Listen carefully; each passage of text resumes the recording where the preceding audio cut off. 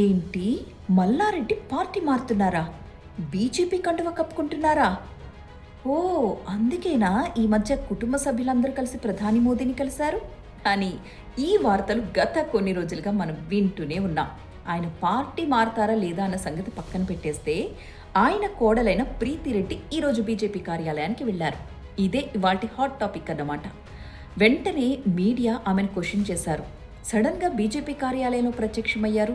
అక్కడ చంద్రశేఖర్ గారిని కలిసొచ్చారు. ఏం మాట్లాడారు? పార్టీ మారుతున్నారన్న వార్తలు నిజమేనా? మీరు బీజేపీలో జాయిన్ అవుతున్నారా? ఇలా అనేక రకాల క్వశ్చన్స్తో ఉక్కిరి బిక్కిరి చేసేశారు. ఇంతకీ మరి ఆవిడ ఆన్సర్ ఏంటో ఒకసారి చూడండి.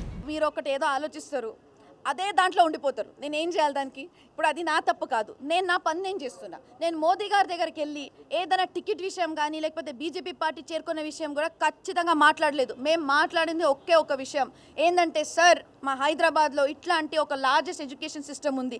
ఇంతమంది 1,00,000 స్టూడెంట్స్ అక్కడ వస్తారు.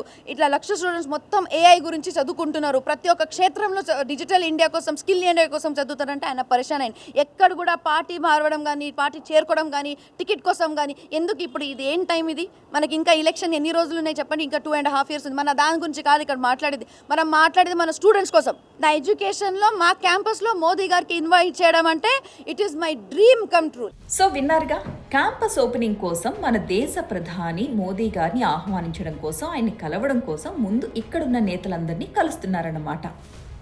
మరి మన రాష్ట్ర ముఖ్యమంత్రి రేవంత్ రెడ్డి గారిని పిలుస్తున్నారా? ఈ క్వశ్చన్ కూడా మన రిపోర్టర్ అడిగారు.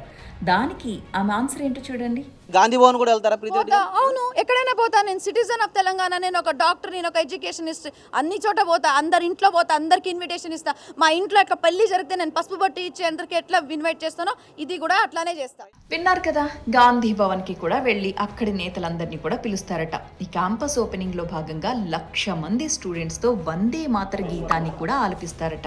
ఇక మహిళా బిల్లుకు సంబంధించి కూడా రిపోర్టర్స్ అడిగారండోయ్.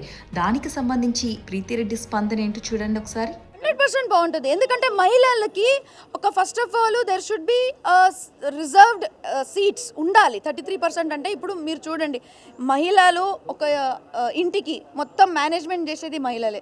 ఇట్లాంటి ఒక అవకాశం భారతదేశంకి నడిపేయడానికి మహిళలకి ఇస్తే ఇంకా ఎంత బాగుంటుంది. ఖచ్చితంగా నా బీఆర్ఎస్లో, ఇప్పుడు కూడా బీఆర్ఎస్లోనే, ముందు కూడా ఎప్పటికీ బీఆర్ఎస్లోనే, దాంట్లో డౌట్ లేదు. సో అది ఓవరాల్గా నేను పార్టీ మారట్లేదు, బీఆర్ఎస్లోనే ఉన్నాం, బీఆర్ఎస్లోనే ఉంటాం అని తేల్చేశారు ప్రీతిరెడ్డి.